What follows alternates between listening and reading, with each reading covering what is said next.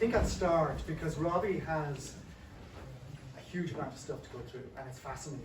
So he's petrified that I'll talk too long, he'll start too late, all that kind of thing. Now, can everybody hear me with the microphone? Yeah. All right. Now, Just stay close to the microphone. all right, okay. Now, we're delighted. Is that okay? Yes, yes. Is that okay? All right, that's all right. Now, we're delighted to welcome you here. It's fantastic to see crowds coming in after the suspense of COVID. It's only really beginning again. I feel it's just wonderful. And it's almost like turning back time, which is what an archive should do. So I hope that does happen. Now, I know it's a grueling thing for an author to put together a book. Robbie's only recovering, although he's thrilled. But it's exciting and inspiring to see it happen, to look on as people are doing all that years of careful research. Especially when you're an archivist trying to serve the needs of studies like Robbie's book. As lots of different archives, including Crowley, did in this case. It's what makes our work fascinating and worthwhile and very satisfying. And I think Robbie's done everybody proud. The book is marvellous, as hopefully you'll all find out when you get a copy at the back. It's very gripping. There's plenty of suspense in it because you really don't know what's going to happen next. There's so many twists and turns. It's deeply insightful and it's richly illustrated. It's a feast for mind and senses, to use a bit of rudimantade. Now, in the case of lots of books, the writer has a core trove of papers or files that he can rely on and that in a way does a lot of the work for him or her. Often the hard research is done when you're trying to fill in the gaps. The main files give you a lot of the story and then you have to fill in the gaps and explain some things. Robbie had a much tougher task.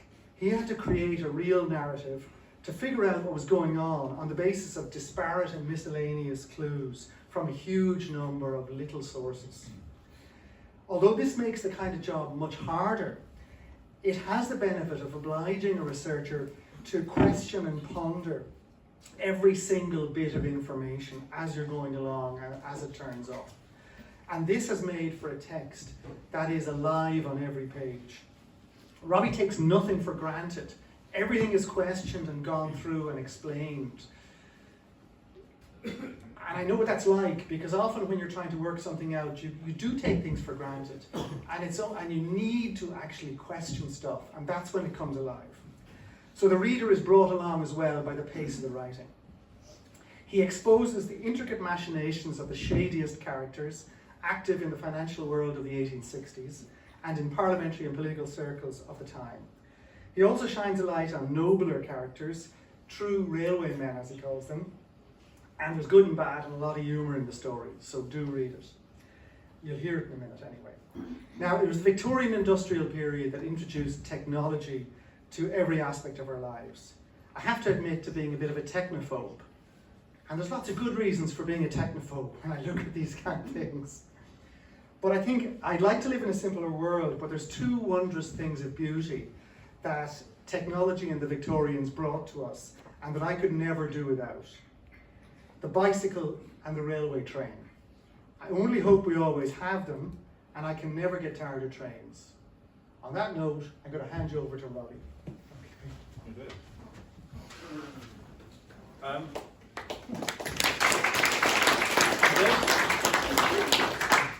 The main problem of being tall is I have to bend over to reach the microphone. So if there's an osteopath in the audience, perhaps at the end they could give me a bit of a handout.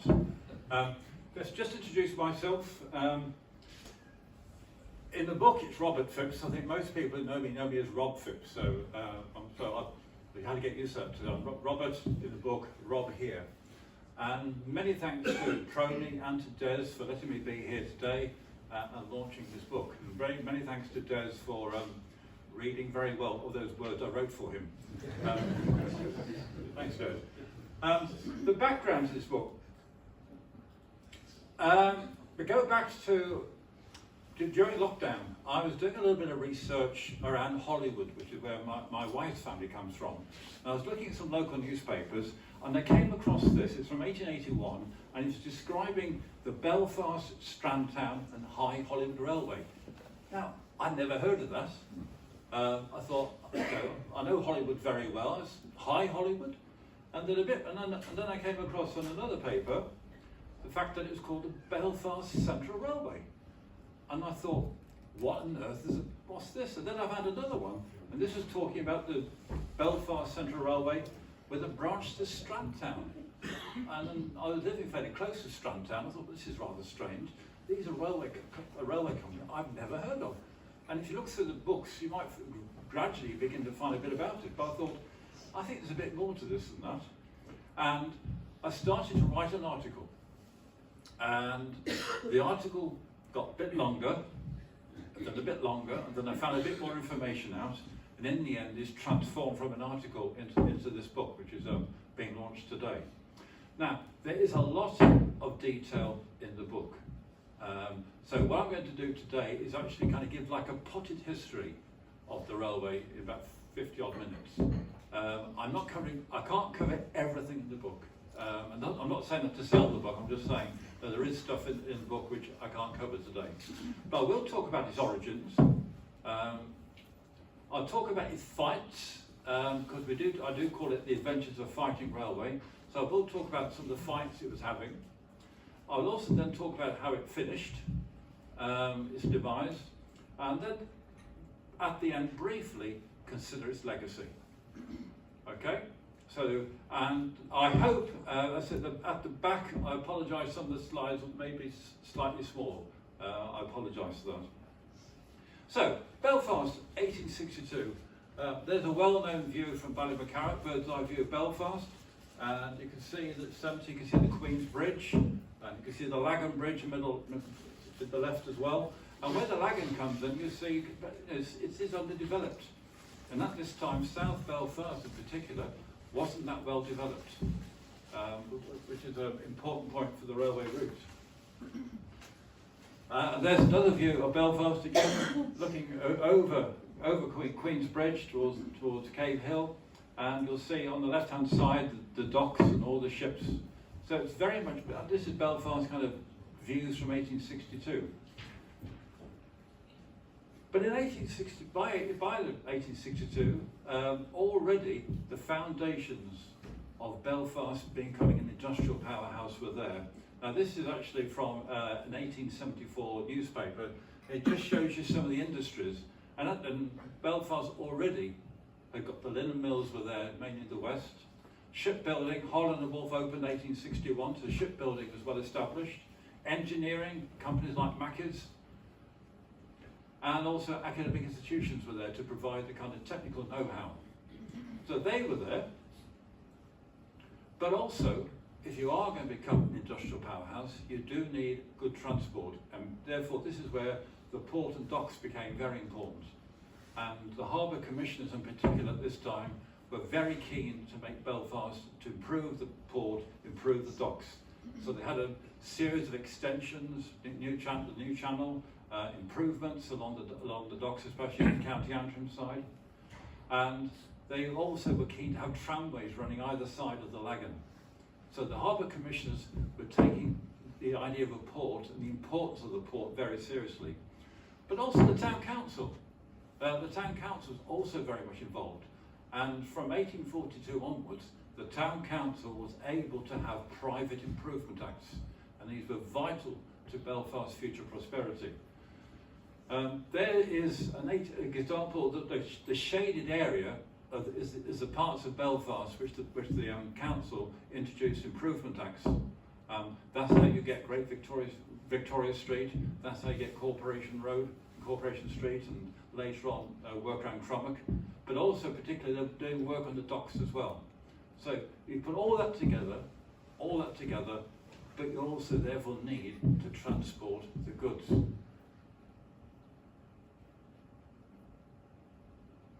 Now that's an 1864 map of Belfast, 1864. You can see the Lagan quite clearly. And already we had 3 railway termini in Belfast. This is obviously Great Victoria Street, terminus for the then Ulster Railway. In York Street, York Road rather, you've got the terminus for the Northern Counties Railway. And on the other side, you had Queen's Quay, which at this time was the terminus for the Belfast and County Down Railway. The Belfast, Hollywood and Bangor Railway came a little bit later. So there were the three terminals, but the clear thing is obviously they're not connected. There's no connection. And that was an issue for people in Belfast, as it was an issue for people in London and elsewhere, and as it was a situation for people in Dublin. Because in Dublin, you actually had at this time, five termini. You had Kingsbridge, Broadstone, Amiens Street, Western Row, and Harcourt Street. So you had the same problem of having 5 railway termini being connected. And people thought, let's do something about it. And so on the left-hand side, it's actually the Dublin Metropolitan Railway. This was formed in 1861, 1862, and they had the idea of linking the stations. And they were going to have a link north, south, east, west with a central station in the middle. That was actually brought to Parliament as an idea. And that's what Dublin may have looked like. They would have had a high-level railway line running through the centre of Dublin. You'll see there very small print, named the Alderman Dakin from London. And there he is. That's Thomas Dakin, who was an alderman of London. He was very much involved with the London Metropolitan Railway. And he was English, he was British, he was French, he was from London, and he owned a very large coffee and tea business. And with that money, he was able to actually move into kind of railway speculation. It failed. It didn't get through. It didn't get through. Back to Belfast. And there we have the 3 termini again, circled there. And the key issue is that if you were carrying goods from one station to another station, from one station to the docks, you had to use horse and cart. And those horse and carts were going through Belfast. That is a more modern photograph of the Albert Clock, and there you can see all the horse vehicles, Albert Bridge, and then Queensbridge. There are lots of photographs of Queensbridge, but this is from the 1890s. But again, you can see it's all about horse and cart. And that was really annoying people because it's just slowed things down. You had to unload, load up again, trundle through the streets of Belfast, which people didn't like. So, on July the 13th, 1863, at the commercial buildings, Bottle Waring Street, Northern Whig, which is where the Chamber of Commerce met on that day.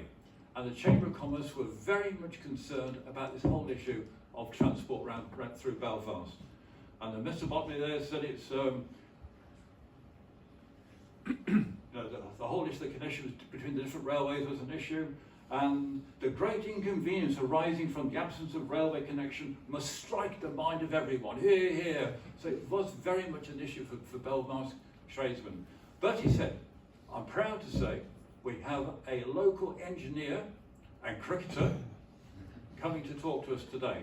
And this is William Coddington, who was a fairly well-known cricketer. If you're really interested, you can perhaps get his records from somewhere. But he's also a local engineer, and he worked on the Belfast and County Down Railway. His mentor was Sir John McNeill, the very well-known Irish engineer, and he actually brought with him an idea of actually solving the problem. And he came out with a very interesting quote. London capitalists would be willing to embark upon the project.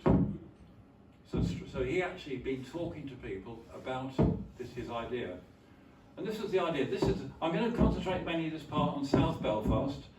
So you can see, so basically, he then described his route. And it's going to be a junction from the Ulster Railway. And what he's going to do then, he's going to thread his way through South Belfast, which you may recall at the time wasn't that well developed. Probably because the Blackstaff River, which was flowing through and was causing a bit of a barrier for any kind of further development south. So he threaded his way. You can see it's all open land. There's Crummock Cottage there and these kind of buildings.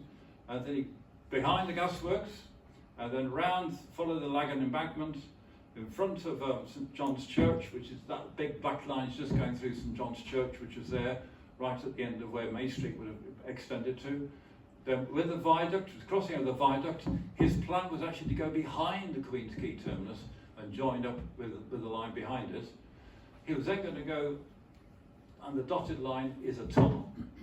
He was then going to tunnel underneath Port Markets, the market area, and then he's going to have a grand central station. The frontage between High Street and Waring Street, and that's roughly, if you know where the Unite building is today, it's roughly there between there and up to Waring Street. That was where he was going to build his central station. It became a bill, and very quickly, if you want to get an Act of Parliament which gives you permission to build a railway, what you have to do, you have to put a bill into Parliament in the November before the year. And you have to describe what you're going to do, you have to submit a deposit, you have to put plans in. Then, roughly March, April, May, June the following year, it would be discussed by a House of Lords committee, and that was like a public inquiry. There would be barristers, there'll be witnesses, there'll be people supporting the railway, and there'll be people against it, who'll be petitioning against it. And all that would take place in public and be reported upon. So they put a bill in, and it became an act. It was discussed in the House of Lords, and despite some people not being happy with it, it got passed in July 1864. Just remember William Coddington's words: London capitalists would be willing to embark upon the project. And when we see who the directors are of the Belfast Central Railway, they are all from London. They're all London financiers, they're all London people. And you'll see Thomas Dacon has turned up again. So Thomas Dacon has moved from Dublin, where his idea failed, and he's come up to Belfast. But he wasn't alone. Behind the Belfast Central Railway Company, you'll find this company, the Imperial Mercantile Credit Association. Now, all this is explained in the book about financing of railways. It's quite complicated, especially in the 1860s. If you imagine that the Credit Association is a bit like a credit bank, a financial, and they would actually lend money to small undertakings who normally wouldn't be able to raise the capital. So behind the Belfast Central Company, you had this financial company, financial association. They merged in the 1860s based on a French model called Crédit Mobilier, and there are strong links there. If you look at the directors of the Mercantile Credit Association, you'll see some familiar names. Thomas Dacon is there, and James Dixon's there, Hamer's there. So basically, you've got a wonderful link between these two companies. One's providing the finance, one's doing the work, but they've got the same directors. And right at the bottom, you'll see a gentleman called Joseph Thornton. Now, Joseph Thornton was actually the contractor for the railway. So Joseph Thornton was both a contractor for the railway, but also a director of the company which provided the funds. And probably Joseph Thornton was putting his own money in anyway. You hear people talk about the contract. The contractor builds the railway. Often the contractor will put the money up in the first place. And then hopefully when the profits come through, he could actually make his money from that. So, they had to go back to Parliament. What you find the Belfast Central Railway doing is almost on an annual basis, they go back to Parliament to change something for various reasons. So this is a plan which they put through the following year. And you can see again, you can see the two junctions. That's what became known as the Ulster Junction, where the line joined the Ulster Railway. And that we'll see later is the Ballymacarrat Junction, where it was going to join with the Belfast County Down and later the Belfast and Hollywood. But I just want to zoom in a little bit. This is the kind of centre. You can see the tunnel going through the Port Market, and you can see the central station. So they will still have the idea of having a central station and still having a tunnel underneath the Port Market, which the town council absolutely hated, because they had their own ideas of developing that area. They wanted to perhaps make it a kind of commercial development, and the last thing they wanted was a tunnel going underneath it. So already the arguments were beginning with the town council. And in fact, shifting through the gears, we're now looking at 1866 to 1872. 1866, again, this is money. Covered more detail in the book, but basically, a famous company called the Over-End Gurney Company collapsed. And it was a very large private banking institution.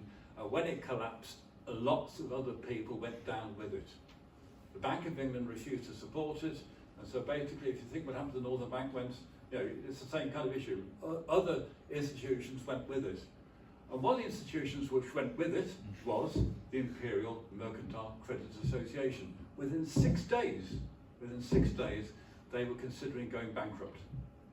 But the directors thought, well, is it worth hanging on? Perhaps we could just sort something out. And what they did, they went to a London accountants called Turkund, Young and Company. And they specialised in auditing and bankruptcy.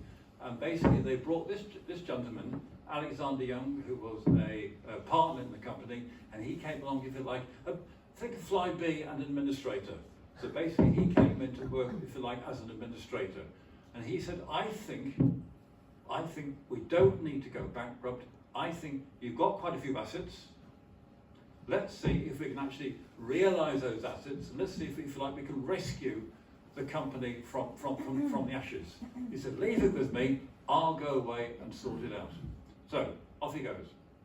Meanwhile, the BCR, their financial association, was now gone for the time being, so they were struggling on. They managed to have a row with the town council about the pork markets, and in fact, it's fascinating to see, they actually put out a circular to politicians, local politicians, and to newspapers saying how the Belfast Central Railway had been totally rubbished by the town council. The town council weren't helping them. The town council you have a meeting and nobody would come, and then see all this in the book about the correspondence to and fro.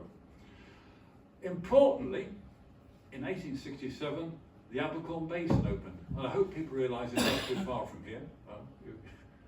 Not too far, no, well, over there. The Abercorn Basin was opened by the Harbour Commissioners, and the following year, Port Market became centre stage because by now they'd given up on the idea of the central station. I mean, basically, money was extremely tight, so they'd given up the idea of the central station, they've given up the idea of running a road straight through up to the northern counties, and now they're looking to have a station in the Port Market area. And the town council weren't happy with this. At the same time, they started building the bridge across the Lagan. Now, people in this room will well know it's called the Shaky Bridge. So sometimes I may call it the Lagan Viaduct, sometimes I might call it the Shaky Bridge. Shaky Bridge because when they put piles down, but apparently the piles didn't go too deep, and so it did tend to shake a bit. No longer there, obviously, but they started building that in 1868. Still struggling. I mean, where's the money coming from? They actually took out a £100,000 government loan. They're just desperate to keep going, But then, 1871, enter the Lord Mayor of London. And this is a deputation from the Central Railway Company, consisting of the Lord Mayor of London and other people, came to meet with the town council and basically said to the town council, please treat this company nicely. Let them have more time. Don't ask them money straight away, let them pay in instalments.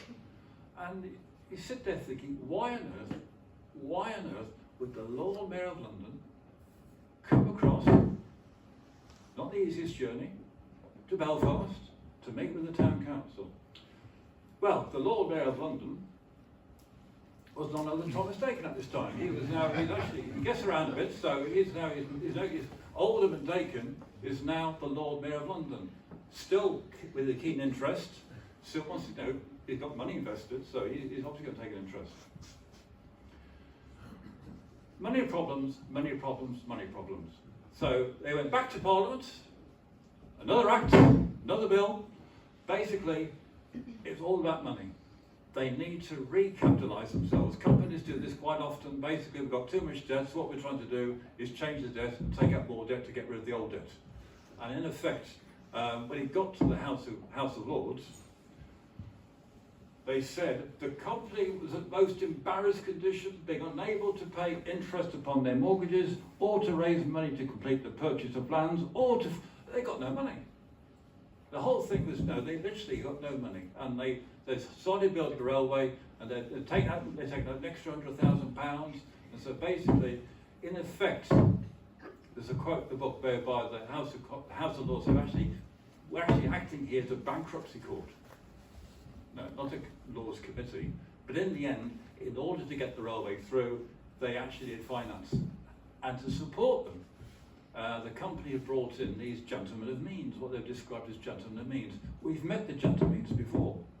They're the gentlemen who accompanied the Lord Mayor to London, to Belfast in 1871. And there they are.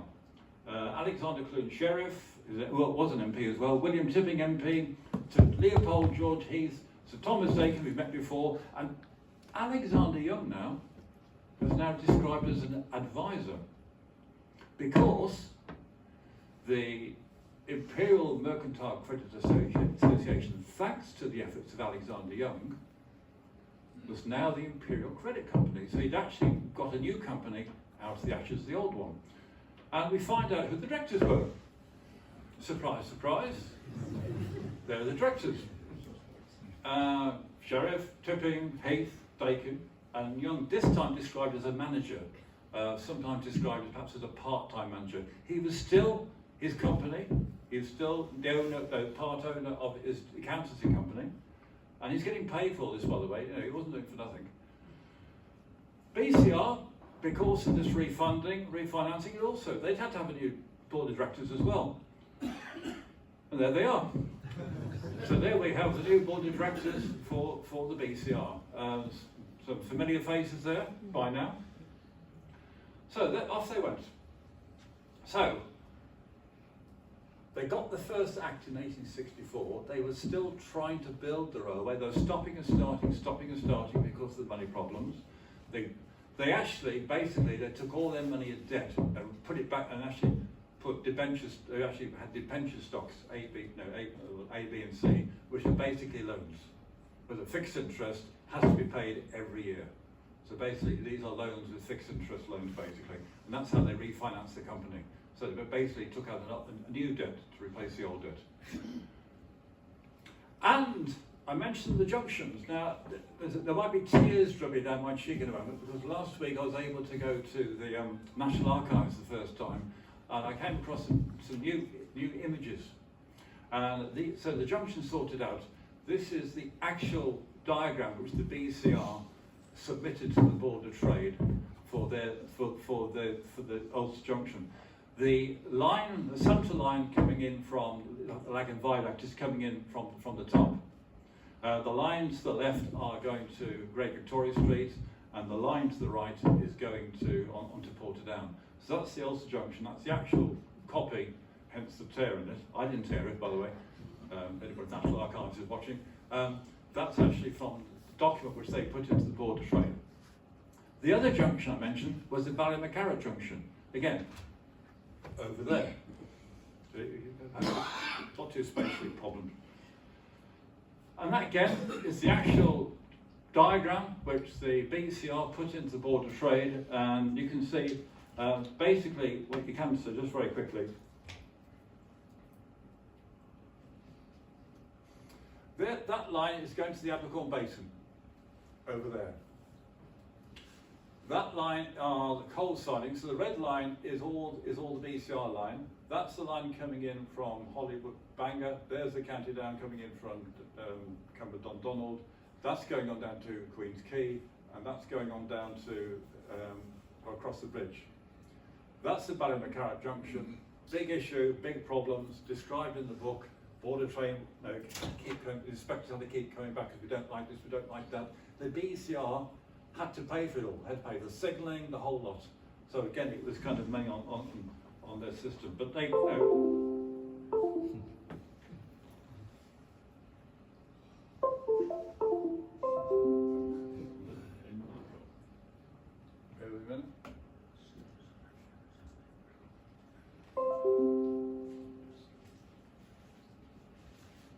that is a photograph.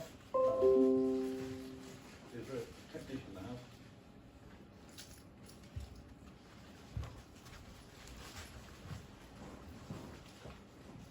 Basically, the picture which you can't see is of the Ballymacarrat Viaduct looking towards Bangor and beyond.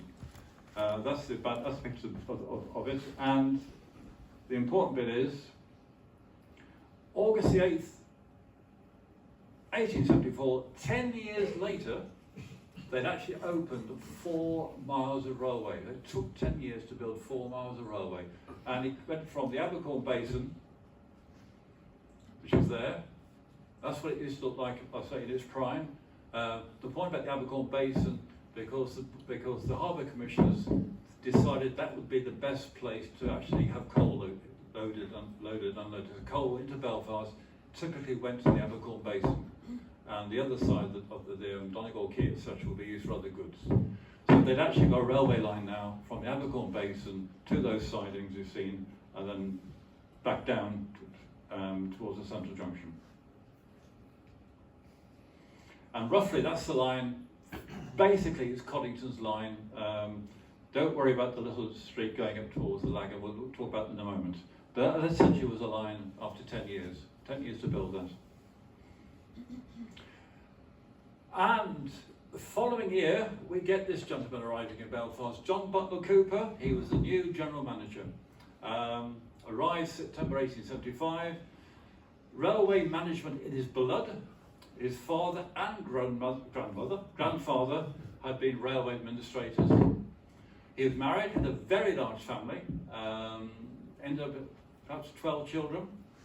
Eventually he moved to Whitehead. I don't know when he moved to Whitehead. 2 of his children post 1876 were actually born in London, so it looks like he had a kind of itinerant lifestyle as well.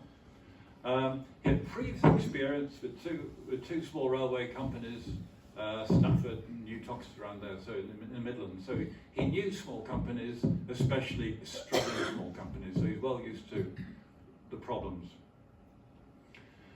And then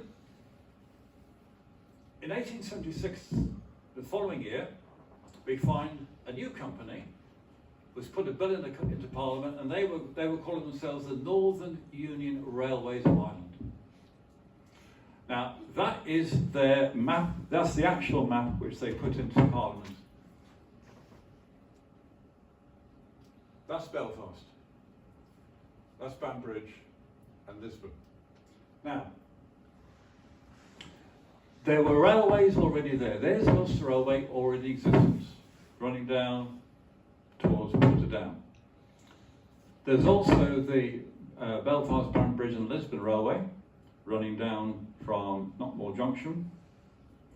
What the Northern New Railways were going to do, they were actually going to build new lines. They're going to build a line on the other side of the Lagan, going through Knockbreda to Knockmore Junction. They're then going to run another line between the 2 existing lines, down to Lawrencetown, and then they were going to take a little spur to Banbridge, and then carry on the not yet built Banbridge extension down to the places Ballyrony. And their reason for opening this line, which they stated, was in fact this area here, which actually had, now I can't pronounce, there's 3-4 different ways to pronounce that. So it's a kind of mountain called Decamont, apparently. I apologise for the pronunciation. So what was special about that mountain? There was iron there. And in 1872, iron mines were actually opened there. And it is described as, again, London speculators had interest in the mines. And so this railway was built ostensibly to actually build railway lines. They're the iron mines today. As you can see, absolute failure. Never worked. But why build the railway? Sorry, because they are the promoters of the railway. You see some familiar faces there? So even though it was a different company, it's the same people. People straight away said, especially the Ulster Railway said, all this is simply a ruse you're actually trying to force us to buy your railway because you're just being a nuisance. So this is kind of, railway companies will often do this. They will actually try and build a new railway to try and ideally to siphon off trade off the other railway, thinking that the other railway at the end will say, okay, well actually, we're not going to go through this, we'll just buy you out. But the BCR or promoters, oh no, this is a genuine railway. The problem the BCR had, they only had 4 miles of railway. All they were doing was trundling coal from the Abercorn Basin down to the Central Junction, where the by this time, by the way, the Ulster Railway was now the Great Northern Railway, April 1876. So basically all they were doing was trundling down to there. The Great Northern Railway would then pick up the trucks, pick up the wagons, and send them off themselves. And BCR said, we can't go on like this. We just can't carry on with this 4 miles of railway. So let's try and get either more trade, i.e. build a new line, or whatever.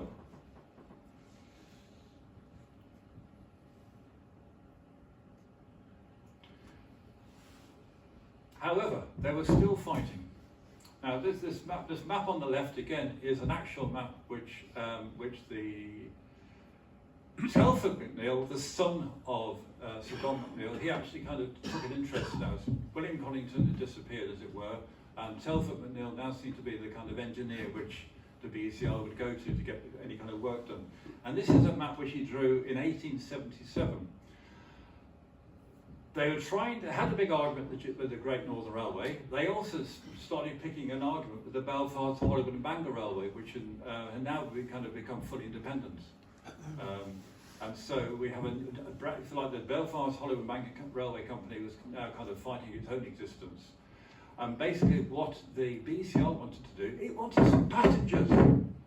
It's fed up with travelling coal around, so they wanted some passengers. And so they were going to build, as you see later on, railway stations along their line, but ideally, they'd like to get some passengers off other lines.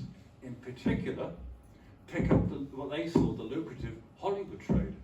And so there were long negotiations between the BCR and the Belfast, Hollywood and Bangor Railway. It got as far as having a heads of agreement whereby the Belfast, Hollywood, Bangor Railway would actually come off the Ballymacarra Junction, over Shaker Bridge, and go around the various stations onto the Ulster Railway. Back and forth. You can see the correspondence about this, back and forth. And this gentleman, Charles Lanyon, who by this time was chairman of the Belfast, Hollywood and Bangor Railway, I think he and Alexander Young didn't always see eye to eye about things. And to the extent that they couldn't come to agreement, the idea was to actually have a through station. And the big issue was, because by this time, the Port Market, by the way, had gone. The town council had built the town hall there, you know, the old town hall, that's now where the Port Market was. So the Belfast Council got fed up as well, town council got fed up. They actually built the town hall where the Port Market was. So the idea was to have a kind of terminus station there and a kind of through station there. Because they weren't getting anywhere, Lanyon and a co-director, William Valentine, they had a better idea. We'll have our own extension, that's the blue line. We'll build our own extension off our railway, and we'll go over the Lagan on our own bridge, and we'll have our own station round about the High Street again. So basically they were at odds all the time. That went to Parliament but got kicked out. Nobody wanted that idea nobody wanted the blue line. So that was kicked out as well. But you had this fighting going all the time. However, I mentioned passengers. 4 years later, after trundling coal around the Abercorn Basin down to Central Junction, 4 years later, you actually got passengers. And this is when the line was opened. And that is a very rare photograph. Let's go back a minute. That's the only photograph of the BCR in action, as far as I'm aware of. That's the only one. Des mentions the difficulties you're having. There are no board minutes available for the BCR. There's no records of them. No records. Somewhere there might be. It might be underneath Houston Station, for all I know. But it's very, very difficult to actually get the information out. But this is the only, as I know, the existing photograph. It is frustrating because we hear John Butler Cooper in the House of Lords showing the committee photographs. So they were there at some stage. So that's it at Ulster Junction. In the book, by the way, there are full photographs of all the locomotives and the carriages, what we can get. So the whole rolling stock is covered in the book. So it's opened. Just opened, that's all. No big display, no big breakfast, no 300 people, schools weren't closed, all that kind of stuff you hear about sometimes. Now, that is an 1884 map of Belfast. Now, and they did actually have a timetable. There was a timetable. Again, this is more, you can see this more clearly in the book, but they did have a timetable, and they had a station timetable from Ulster Junction. Now, remember the Ulster Junction? Down there. Now, again, the Ulster Junction is. Oops, gone too far.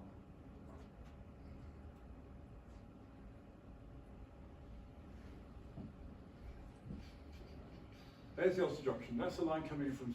That's the central line coming in. There's a line from Great Victoria Street. There's Backstaff Bridge, and the station was there. That was where the station was. Obviously, no longer there. There were platforms there, like exchange platforms. And that's a train coming off the central junction. And all the photos from now, by the way, 1950s and 1960s, because I said they just don't exist.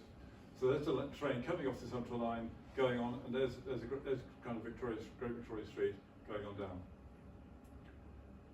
Then we have a station down here, and that would be Windsor. And again, you can see, if you imagine there's a kind of University Road, and that's where they're now building flats over the tunnel. We're quite clear, and then that's the road we're going up this road. So they actually had a station at the top of Bradbury Place. You think of Bradbury Place just before, and then essentially the station, the platform would be there.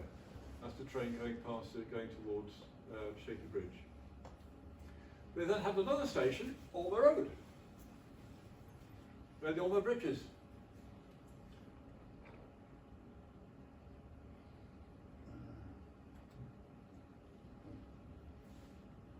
There's the Alma Bridge, and they had Alma Station, and again there's steps down, looks like steps down either side, and again there are platforms there. So there's 1878, there's a railway station, or road at Alma Road, and that's Charlotte, and there you can see, roughly it would have been there, either side, that's where the station would have been. Central Station, sadly, is now Queensbridge Station. So the idea of having a very big central station had gone. And there is Queensbridge Station, and basically the line was coming up. And this area here was where the station buildings would have been. They actually built a tunnel underneath Queensbridge to join with the tramways, but we'll just concentrate this area here. That is a photograph. You do see some photographs taken in the 1950s and 60s. There's one from 1931 you can find in the Belfast Telegraph. But essentially, that is what's left of the station. By this time, it was no longer a functioning station, of course. But that's roughly where it was. The tunnel was going down underneath the Queen's Bridge. Now this is a view I've only come across recently. I haven't seen this too many times. This is an 1892 view of Belfast. Apparently, because you're probably thinking, where on earth was that taken from? Apparently it was taken from the fire station, the town, the fire station. And there is Oxford Street, and there's Queen's Bridge, there's the kind of Donegal Quay, and here we have, I think there's a locomotive there, and that's where the kind of railway line was. So that's roughly where Queensbridge Station was. But again, this is from the 1890s when it's long gone. More fights. Back to Queen's Quay, and this is where we started. Strandtown. They were going to build a branch to Strandtown. And if you know Strandtown area, They're going to put a station roughly bottom of Wandsworth Road around there, Pirrie around there, so a logical place to put a station. Nobody there. They then linked up with the Belfast and Bangor steamer. So again, they're advertising that we're going to get a train at Ulster Junction, get off at Queensbridge, get on a steamer, go to Bangor that way. Don't go on the Belfast or the Bangor Railway. Use the steamers instead. And then, bizarrely, Alexander Young and James Ray bought, on behalf of the BCR, Hollywood Pier. The idea being, bring coal in. So again, you can see how all the way along the line they were fighting. James Ray, by the way, was an accountant who worked with Alexander Young. He was chairman, he was secretary of both the BCR and also secretary of the Imperial Credit Company. They were joined up all the way through. More fights. Back with the Great Northern Railway. As I said, the problem is that they only had 4 miles of railway. So they wanted to get rights to go on other people's railways. So basically they wanted to get rights to run on the Great Northern Railway lines. Because, as they said, we put 80,000 tonnes onto the Great Northern Railway. They only put 16,000 tonnes, 1,600 tonnes onto our line. We want rights and we want to look at rates. Because the other issue was the rates which they thought they were being charged for their products, for the coal they were carrying.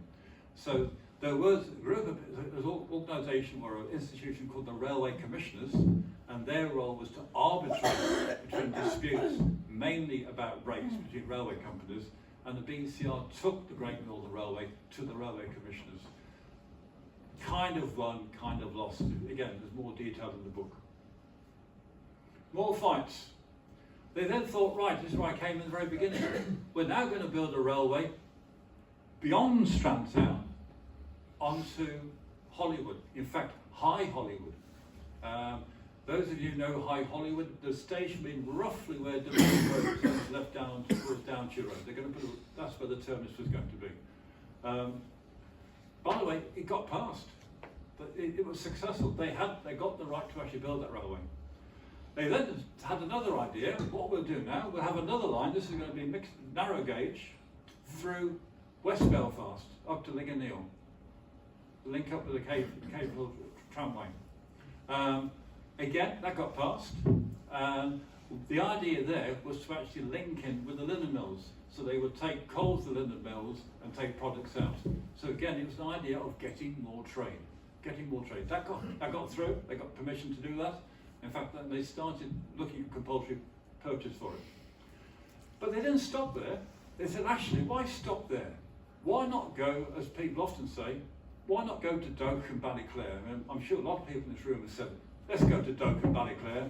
And in fact, they did. They actually put a bill into Parliament to extend the railway up to, it's called the Doak Valley Extension, to actually run it up to Doak and then to Ballyclare. And later, they even had the idea of extending it to Ballymena. So, again, lots of ideas. Public meetings, all this is described in the book in much more detail. Meanwhile, back in the City of London, remember the Belfast and Railway Company and its directors? This is 1881. There are the directors of the Imperial Credit Company. Basically, the Imperial Credit Company owned the BCR. It owned it because of all the debt. But people weren't happy with the Imperial Credit Company. And Mr. Pito became a shareholder, and he did some research. And he found out that, in fact, the Imperial Credit Company had assets in a whole range of railway companies. Now, the top two, the Belfast Central Railway and the Neath and Brecon Railway, hang on to those two. But they had lots of other small railway companies.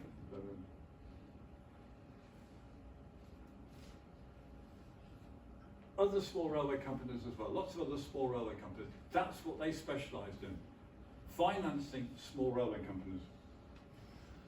And he made a big fuss. He made a great big fuss. Secrecy, tell us more, you don't tell us what's going on. And he got put down and all this, it got, again, described in the book. Then we get Mr. Biggs. Now this correspondence is in Prony. I've just picked out one letter. Basically, there's correspondence from a solicitor in London to someone, we'll find out in a moment, saying, we need to do something about the Imperial Credit Company. I have found a man who I think will do for us, Mr. Biggs. And we bought Mr. Biggs' shares in the Imperial Credit Company. He went along to board meetings, and he actually made a fuss as well about the BCR. Tell us more, tell us more, tell us more. And then we find a Mr. Blundell, who was a public accountant. He'd been tasked with actually doing a financial report into the BCR. And he found out, this is from 1874 to 1879, the total debt was £610,000, which all had interest to be paid, and they weren't paying interest. So that's the total debt. And then he looked at, well, let's see how much money you're making. They were losing money hand over fist. They're actually running a loss at £71,000. So they had a £610,000 debt, and they're running a loss as well. So clearly, not a successful company. And then we find out that in fact, Mr. Buffin's report, Mr. Peto's circular, all that was being sent to Mr. Con of the Northern Counties Railway. So the Northern Counties Railway themselves were investigating the BCR. The fights were going both ways. So Northern Counties had actually, they've got their solicitor in London to find Blondell, Biggs, etc. So this is the kind of skullduggery going on. But it all finished. 1883, the Imperial Credit Company said, okay, we'll stop. We've got as far as we can go. We tried, basically, we're just going to liquidize our assets. We've tried our best, we've made some improvements, but in the end, the shareholders said, look, enough's enough, just give us what money's left and we'll go. So they went back into liquidation, sold up. They held a whole range of assets. We saw that list from Mr. Peto's letter. So the BCR assets were sold to an unknown company as part of the deal. BCR though, 1884, was still in business. Mr. Botnell Cooper was advertising, we're still there, we're still working. And then in October 1884, we hear it's up for sale. And the key line there is, for some time past, negotiations have been going on between the directors of the Central and the Great Northern Railway. For some time past. And in November 1884, we get the bill in Parliament that it's going to be sold. So it's going to be sold to the Great Northern Railway. So that's what it went through. But who sold it? Who sold the BCR? Who bought the assets? Who actually, Imperial Credit Company had gone. Who sold it? And you then find out that in fact, the sale of the BCR was carried out by two intermediaries. The Great Northern Railway actually used Sir George Fidley, who was a manager of the London North West in London. It's interesting. The owners of the BCR, they actually used James Statt Forbes, who at that time was chairman of the London Chatham and Dover Railway. So we had two London railway people negotiating the sale of a Belfast company to a kind of Dublin company. And there's a letter there from James Statt Forbes. And he said, he's writing to, so he is writing to him. And he was saying, basically, talk about the money. In the end, they worked out the deal. He said, I stipulated, but shall I trust be enabled to, I'll be enabled to induce my friend to accept that modified figure. So in other words, James Statt Forbes was telling George Findlay, I will try and get my friend to accept the reduced figure. And now we turn into the art appreciation meeting. That apparently is Millie of the The Cleaners, quite a well-known print. We actually have one at home. If you're into art, you'll recognise that in fact Millet was part of the Barbizon school of painters in a small village in France. That's where Millet was, and Barbizon was a famous, quite a well-known Barbizon school. And there were, in the mid-19th century, very popular for British people and English people anyway. And one main collector was this gentleman here, James Stapp Forbes. He was a very keen collector and a well-known collector of Barbizon paintings. There's another gentleman. This gentleman here was also a very well-known collector of Barbizon paintings. Now, that gentleman, in fact, you've seen before. Alexander Young was actually a big collector of Barbizon paintings. So you can see already the kind of deal which is coming on. So Alexander Young, in fact, was a guy who actually was involved with buying the BCR. So, remember the Neath and Brecon Railway? I said there was a range of companies, so there's the Neath and Brecon Railway. 1883, Imperial Credit Company gone, new board of directors. Colonel Lorry, Benjamin Piercy, Mr. Tato, and Mr. Buchanan. In 1883, the BCR also had a new board of directors. Colonel Lorry, Benjamin Piercy, Mr. Tatum, and Mr. Buchanan. In 1885, and again, all this is explained in the book, by the way, because there's 1885, the dealings, what was going on is unbelievable. But in 1885, you eventually find out that the new owners of the BCR were revealed as the Railway and General Company Limited. They were formed in May 1883. And the directors were Mr. Lorry, Mr. Piercy, Mr. Tatum, and Mr. Buchanan. The chair of all three companies was Alexander Young. So again, you can see the kind of intricacies of what was going on. The end came. So that's August 1885. The sale became an Act of Parliament. In the book, I think I've called it the Ninth Act, because those are all the acts the BCR did. The BCR kept going back to Parliament with another act, another act, another act, another act. Desperate to keep in business. And at the end, this is from the Act of Parliament. At the end, they had 4 tank engines, 1 van, 2 carriages, 200 coal wagons, 25 goods wagons, and 20 ballast wagons. Not a big company. And on September the 6th, 1885, it's reported that that Saturday, all 50 employees were sacked. Great Northern took over the line and sacked all the BCR people straight away. They just sacked them. And to make matters worse, 2 months later, they stopped the passenger trains.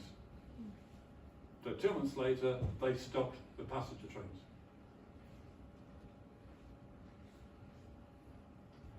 So, very quickly, conclusion and possible legacy. Was it a fighting railway? Were John Butler Cooper and Alexander Young fighting for the same thing? I think John Butler Cooper was sort of fighting to make the railway a success. He was a railway man. He wanted to make it a success. Alexander Young was an accountant, so I'll stop there. Oh no. He was an accountant. He was trying to make the railway a success so he could sell it. He was trying to make the assets better because he, in the end, the Imperial Credit Company wanted to get the money. So he was working very hard on that basis as well. What was it doing from the first? Again, that's a question I pose and want to think about.